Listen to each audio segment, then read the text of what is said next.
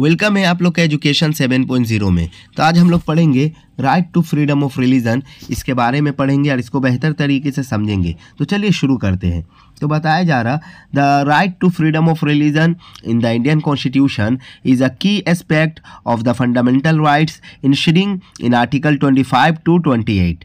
It allows individuals and religious groups to freely practice and propagate their faith while maintaining a secular state that treats all religious equally. यानी इसमें बताया जा रहा है right to freedom of religion Indian constitution में जो है वो आर्टिकल, उसमें आर्टिकल 25 से 28 आर्टिकल है और ये हर इंडिविजुअल को, हर शहरी को, हर सिटीजन को इजाज़त देता है कि वो अपने मज़हब को सबके सामने कबूल कर सकता है, अपने मज़हब के रस्म रिवाज को मानते हुए फ्रीली मान सकता है। यानी अगर आप मुसलमान हैं तो मुसलमान क्या करेगा, नमाज़ पढ़ेंगे, ज़कात देंगे, रोज़ा रखेंगे, इनके मजहबी रस्म रिवाज है, ठीक है, मतलब रिलीजियस रिचुअल से। अगर हिंदू मज़हब के लोग क्या करेंगे, वो मंदिर में जाएंगे, प्रार्थना करेंगे, पूजा करेंगे और जो भी उनके रिलीजियस रिचुअल्स होते हैं उसको मानेंगे फ्रीली, ठीक है। या अगर क्रिश्चियन लोग हैं तो क्या करेंगे, वो क्रिसमस डे मनाएंगे, चर्च में जाएंगे।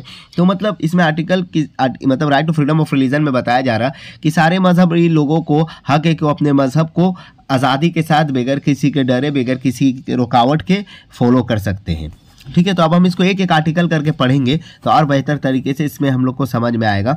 तो ये फंडामेंटल राइट्स है, ये 14 फंडामेंटल राइट्स से पहले ही मैं राइट टू इक्वालिटी बता चुका हूँ, राइट टू फ्रीडम भी बता चुका हूँ, राइट अगेंस्ट एक्सप्लॉयटेशन भी बता चुका हूँ, ये 4th है, ठीक है। अगर वो नहीं देखे तो आप लोग वो भी देख सकते हैं।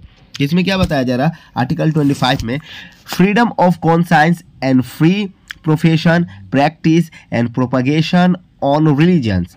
इसमें आर्टिकल 25 में बताया जा रहा कि आज़ादी के साथ आप किसी भी मज़हब को कबूल कर सकते हैं, यानी किसी मज़हब को एक्सेप्ट कर सकते हैं और मज़हब के जो रिचुअल्स है, जो रस्म रिवाज है, उसको फॉलो कर सकते हैं और अपने मज़हब का प्रचार भी कर सकते हैं, अपने मज़हब के बारे में यानी अच्छी अच्छी बातें भी कह सकते हैं, ठीक है। इसमें क्या बताया जा रहा, every individual has the right to hold personal religious beliefs and practices based on their conscience. This allows a person the freedom to believe or not believe in any religions. इसमें क्या बताया जा रहा है कि हर इंडिविजुअल के पास ये rights है, यह हक है कि वो किसी भी मज़हब के ऊपर अपने बिलीव को मान सकता है, मतलब किसी भी मज़हब को वो मान सकता है, अपने यकीन किसी भी मज़हब पे रख सकता है और हर मज़हब को यह आज़ादी दिया गया है, वो किसी भी मज़हब को मान सकते हैं या नहीं मान सकते, यानी वो उसका पर्सनल व्यू होगा और पर्सनल मामला होगा। आर्टिकल 25 में ये बताया जा रहा है कि आप किसी मज़हब को मान सकते हैं, उसको कबूल कर सकते हैं। इसमें यानी क्या बताया जा रहा कि इसमें बताया जा रहा राइट टू प्रोफेस, यानी आप किसी मज़हब को कबूल करना, राइट प्रैक्टिस है, राइट टू प्रैक्टिस, यानी जो मज़हब को कबूल किया उसको आप प्रैक्टिस कर सकते हैं। और तीसरा क्या, प्रोपगेट रिलीजन, यानी जिस मज़हब को आप कबूल किए हैं उस मज़हब के वो प्रोपगेट, उस मज़हब का प्रचार कर सकते हैं। ये किसमें बताया गया, आर्टिकल 25। तो ये बहुत ही इंपॉर्टेंट आर्टिकल है, इसको याद रखिएगा। उसके बाद आता है आर्टिकल 26। इसमें क्या बताया जा रहा, freedom to manage religious affairs. अभी के टाइम में देखेंगे इसमें बहुत सारा बहस लगा हुआ है, तो इसको हम लोग बेहतर तरीके से समझते हैं। क्या बताया जा रहा, this article provides specific freedoms to religious groups or denominations, allows them to manage their internal religious affairs without interference, establishing and maintains institutions. Religious groups have the right to establish and maintain institution for religion and charitable purpose.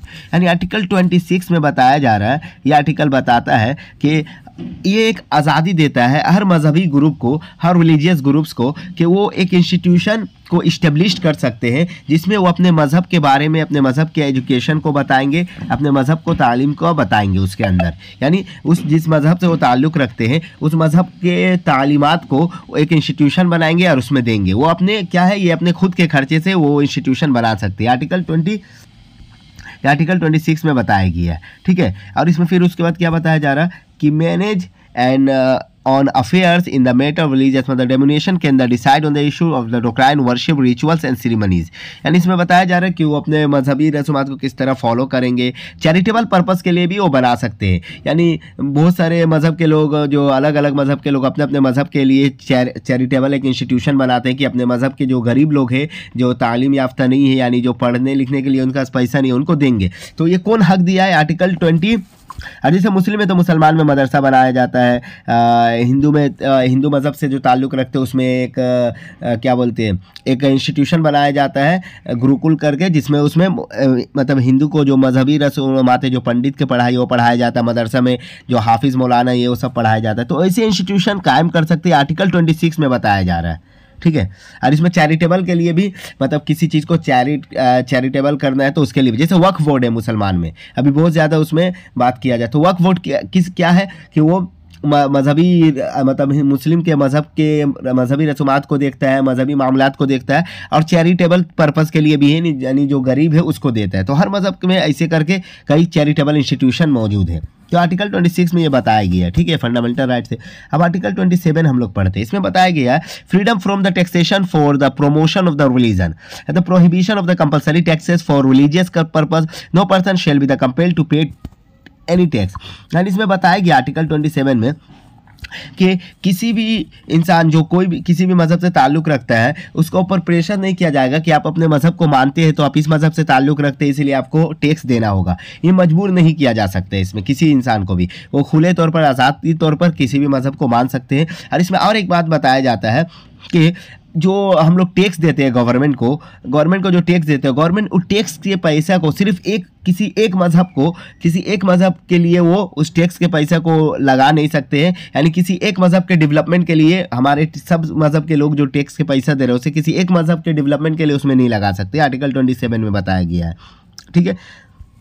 अब हम लोग पढ़ेंगे article 28। इसमें क्या बताया जा रहा है कि freedom from religious instruction in certain educational institutions, यानी कुछ एजुकेशनल इंस्टीट्यूशन है जिसमें हम लोग किसी एक मज़हब के बारे में नहीं पढ़ा सकते। ये कैसा इंस्टीट्यूशन होगा, चलिए हम लोग पढ़ते हैं। इसमें क्या बताया जा रहा है, in educational institutions that are entirely founded by the state, religious instruction is prohibited. This ensures that the public educational institutions remain secular and inclusive। क्या बताया जा रहा कि एजुकेशनल इंस्टीट्यूशन जो है वो पूरे तौर पर अगर स्टेट उसको फंड करे, यानी गवर्नमेंट पैसा दे रहा हो उस एजुकेशनल इंस्टीट्यूशन को, अगर किसी कोई स्टेट पैसा दे रहा है तो उसमें किसी एक मज़हब के बारे में नहीं पढ़ाया जा सकता। यानी वो सेकुलर तौर पर पढ़ाएंगे, सारे मज़हब के बच्चे उसमें बैठेंगे और सारे मज़हब के बच्चे को देखते वो तालीम देंगे। यानी वो मज़हब अपना सिर्फ एक मज़हब को प्रमोट उसमें नहीं कर सकते। ये आर्टिकल 28 में बताया जा रहा है। उसके बाद क्या बताया जा रहा है, religious instructions is allowed in the institution administered by the religious organization or institution that are not founded by wholly by the state। यानी इसमें क्या बताया जा रहा है कि रिलीजियस इंस्ट्रक्शन दिया जा सकता है, किसी एक मज़हब के तालीम या एजुकेशन को दिया जा सकता है लोगों को, लेकिन वो जो इंस्टीट्यूशन होगा वो फंड कौन करेगा, रिलीजियस ऑर्गेनाइजेशन ही करेगा। यानी जिस मज़हब का तालीम दिया जा रहा है वही लोग उसको ऑर्गेनाइज करेंगे और स्टेट जो उसमें पूरे तरीके से फंड नहीं देगा।